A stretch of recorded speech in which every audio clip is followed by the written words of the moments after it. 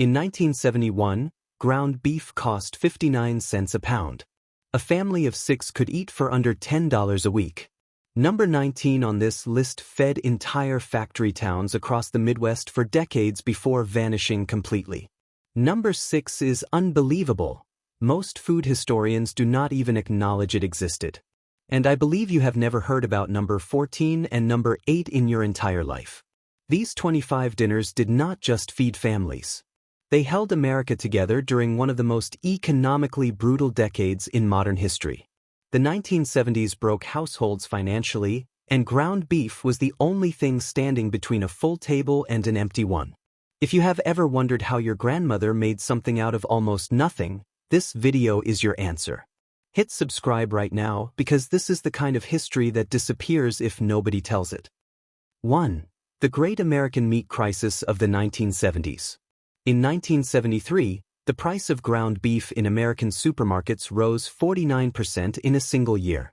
Families who had built their entire weekly dinner routine around 1 pound of beef suddenly could not afford it. Butcher shop lines stretched around the block, not because meat was available, but because women were showing up to protest the price tags.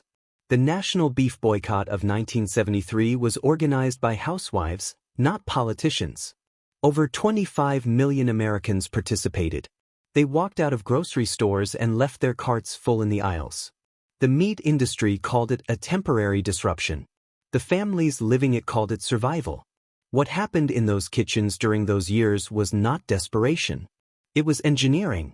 Mothers across America did not stop cooking. They started thinking. 1 pound of ground beef had to become dinner for 6 people, and somehow, it always did. 2. The Depression-era grandmothers who taught us to stretch ground beef. The women who ran American kitchens in the 1970s had not learned to cook in the 1970s. They had learned from grandmothers who survived the Great Depression of the 1930s, when meat was not a weekly luxury but a monthly miracle. Those Depression-era grandmothers carried a specific kind of knowledge that no cookbook fully captured. They knew that 1 pound of beef mixed with 1 cup of cooked oatmeal produced a meatloaf that fed 8 people without anyone knowing the difference. They knew that beef drippings saved in a coffee can on the back of the stove could flavor an entire week of meals. When the 1970s inflation hit, those grandmothers were still alive, still cooking, and still teaching. They sat at kitchen tables with their daughters and granddaughters and passed down a system of stretching protein that had been tested by the worst economic collapse in American history. That knowledge saved a generation twice. 3. The 1973 oil embargo and the empty dinner table. When the OPEC oil embargo hit the United States in October 1973, most Americans thought about gasoline lines. Nobody talked about what it did to the dinner table. Fuel prices controlled the cost of transporting cattle feed. Feed prices controlled the cost of raising cattle. Cattle costs controlled the price of every pound of ground beef in every refrigerator case in the country.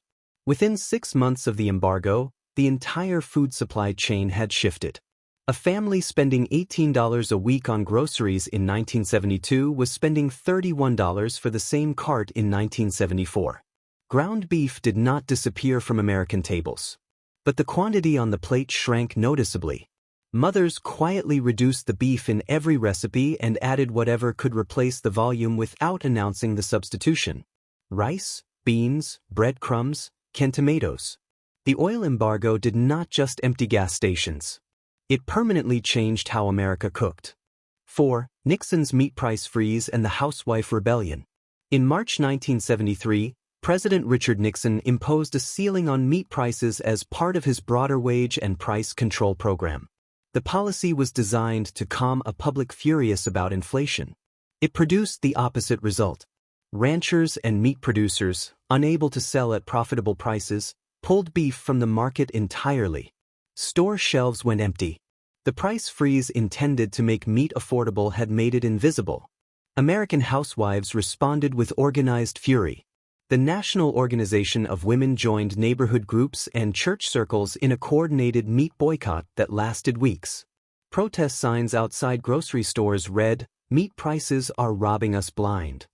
Women who had never attended a political rally stood in parking lots and turned other shoppers away from butcher counters. Nixon lifted the price controls by September. The meat returned. But the housewives who had organized in those parking lots had discovered something more durable than cheap beef.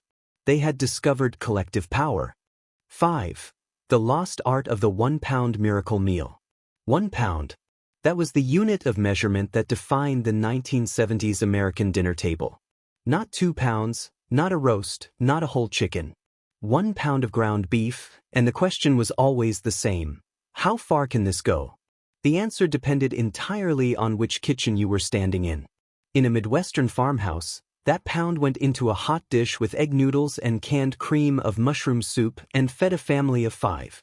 In a southern Milltown kitchen, it became a pot of chili stretched with dried pinto beans that lasted 3 days. In a New England triple-decker apartment, it disappeared into a meat sauce simmered with canned tomatoes over spaghetti for 6. The technique varied by region, by family, by grandmother. But the discipline was universal. Nothing was wasted. Every gram of protein was accounted for. That kind of cooking is not a recipe. It is a philosophy. 6. Woolworth's lunch counter ground beef specials. Before McDonald's taught America what a cheap hamburger could be, Woolworth's lunch counters were already doing it better. At the peak of the Woolworths empire in the early 1960s, over 2,000 lunch counters operated inside their stores nationwide. The ground beef specials on those counters cost between 25 and 45 cents and fed working women, factory men, and shopping mothers who could not afford a sit-down restaurant. The Woolworths hamburger was pressed thin on a flat griddle, served on a soft bun with mustard and a pickle, and eaten on a spinning stool in under 15 minutes. By the 1970s, as inflation climbed, Woolworths counter cooks began extending their ground beef patties with breadcrumbs and onion, the same technique home kitchens were using out of necessity. The lunch counter and the family kitchen were solving the same problem at the same time. When the last Woolworths closed in 1997, an entire chapter of affordable American beef history closed with it. 7. The Betty Crocker Depression Cookbook Secrets. In 1950, General Mills published a Betty Crocker cookbook that sold over 1 million copies in its first year. Inside that book were ground beef recipes that carried direct DNA from Depression-era survival cooking. The famous Betty Crocker beef and noodle casserole called for 3/4 pound of beef stretched with 2 cups of egg noodles, 1 can of condensed soup, and enough onion to convince the palate it was eating something rich. Home economists at General Mills had spent years studying how low-income families actually ate, and they built those findings directly into the recipes. When the 1970s inflation arrived, millions of American women pulled those same cookbooks off their shelves. The recipes had not aged. The economic pressure they were designed for had simply returned. Betty Crocker's test kitchens in Minneapolis had quietly prepared an entire nation for a crisis that would not arrive for another 2 decades. The housewives of the 1970s were ready because someone had thought ahead. 8. Appalachian mountain beef stretching traditions. In the mountain communities of Kentucky, West Virginia, and Tennessee, stretching meat was never a response to crisis. It was simply how cooking worked. Appalachian families had lived with economic scarcity for generations before the 1970s arrived, and their ground beef traditions reflected a resourcefulness that flatland America was only beginning to discover. The Appalachian technique of combining small amounts of ground beef with dried beans, wild ramps, and cornmeal produced dishes that carried more nutrition per serving than anything sold in a city supermarket. Mountain women used beef fat rendered from the smallest scraps to season cast iron skillets that had not been washed with soap in decades. The seasoning built into those pans over years of cooking added flavor that no recipe could replicate. When the 1970s sent urban and suburban families scrambling for ways to make less meat go further, Appalachian kitchens had already been doing it for 100 years. 9. The Dust Bowl survivor recipes that made it to the 70s. The Dust Bowl of the 1930s displaced over 3.5 million Americans from the Great Plains. The families who survived that catastrophe carried their recipes with them, first into California labor camps, then into post-war suburban homes, and finally into the inflation-battered kitchens of the 1970s. Dust Bowl cooking had developed a specific answer to the problem of almost no meat. Ground beef was mixed with cracked wheat, dried onion, and canned tomatoes into a dish Oklahoma families called poor man stew. A quarter pound of beef fed a family of 6 because the cracked wheat absorbed the beef drippings and tripled in volume during cooking.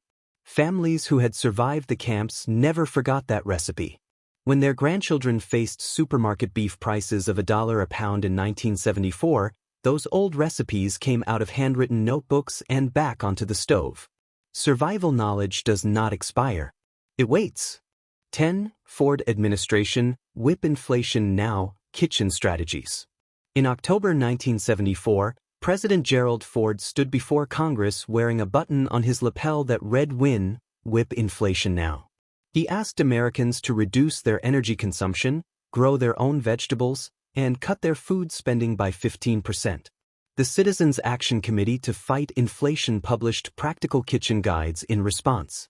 Those pamphlets, distributed through libraries and community centers, contain specific ground beef strategies. Buy chuck over sirloin, freeze in quarter-pound portions, combine with legumes at a ratio of 1 part beef to 2 parts bean. The Ford administration's kitchen advice was not sophisticated, but it reflected a genuine government acknowledgement that American families were struggling at the dinner table in ways that no economic statistic fully captured. The Win campaign was widely mocked by critics. But inside American kitchens, the advice was quietly followed by millions of mothers who did not need a political campaign to tell them that every cent mattered. 11. The forgotten church potluck ground beef casseroles.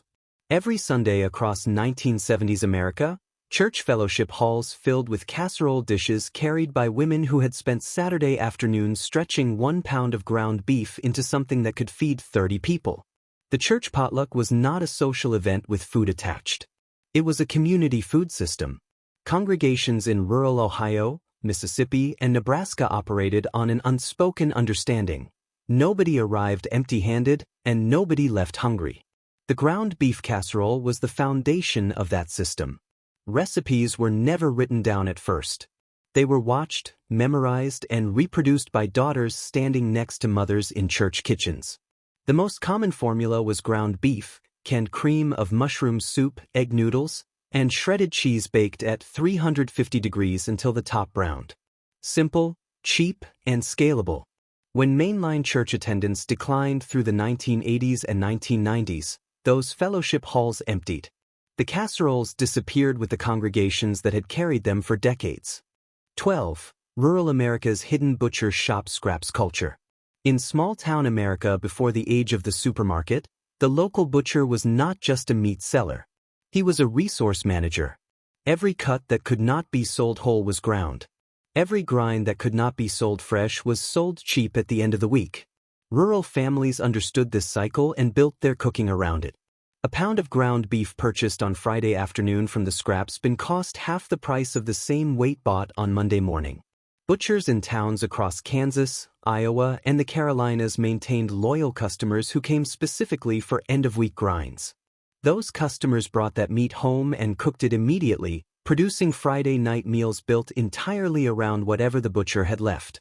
When national supermarket chains moved into rural communities through the 1970s and standardized their meat cases, the scraps culture vanished. The cheap Friday grind disappeared, and with it, an entire informal economy built around honest waste. 13. The immigrant neighborhood beef blending secrets. In the ethnic neighborhoods of Chicago, Detroit, and Cleveland, immigrant families from Poland, Hungary, Mexico, and Lebanon had been blending small amounts of ground beef with grains, legumes, and vegetables for decades before the 1970s made it a national necessity. Polish families combined beef with buckwheat groats in a dish called kasha with meat that stretched a quarter pound across an entire family dinner.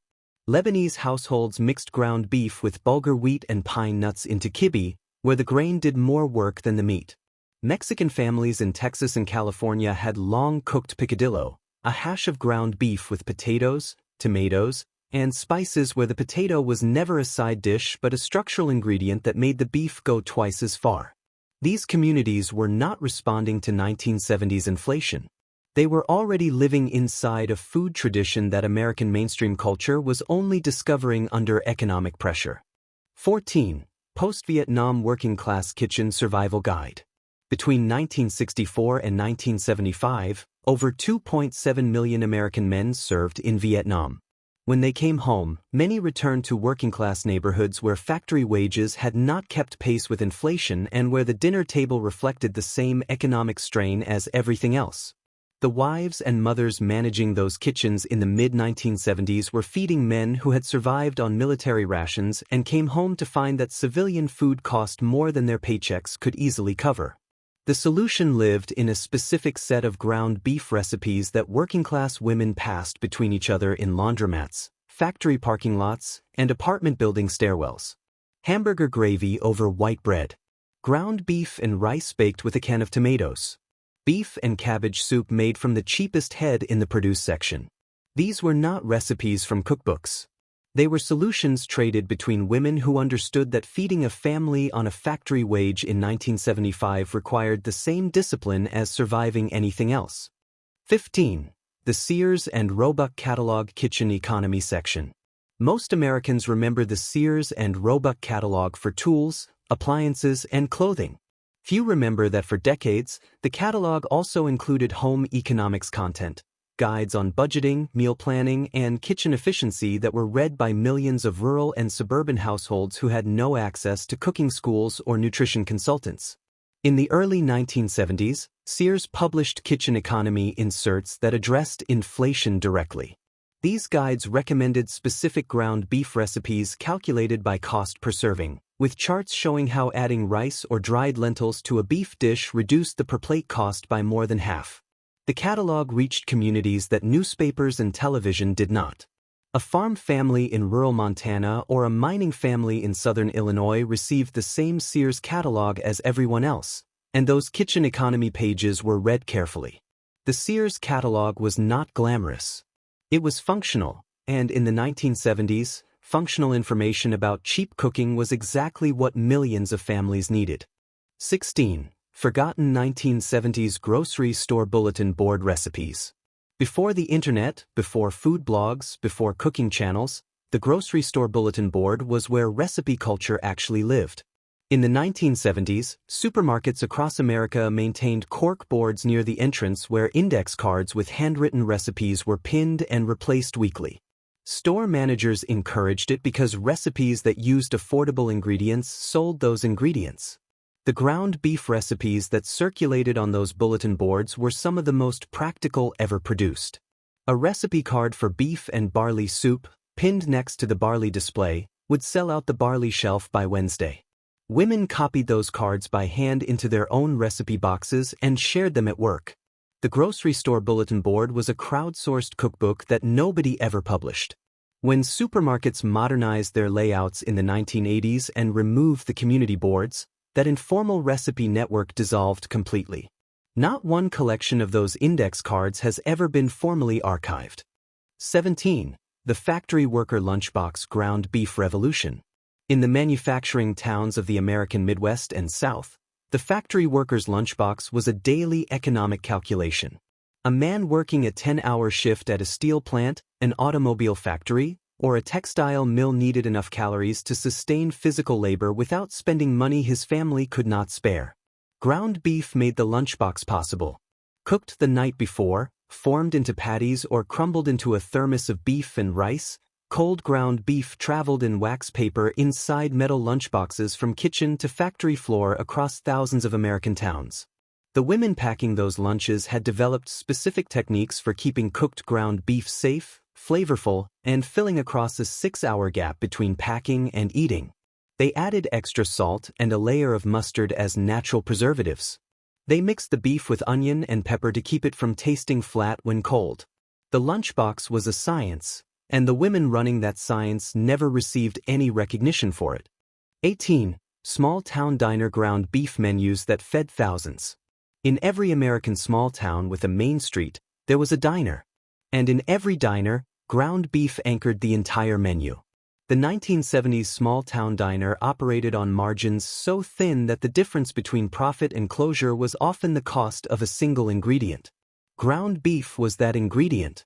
A skilled diner cook could produce 9 distinct menu items from one bulk purchase of ground beef: hamburger steak, chili, meat sauce, stuffed peppers, soup, meatloaf, loose meat sandwiches, hash, and the daily special.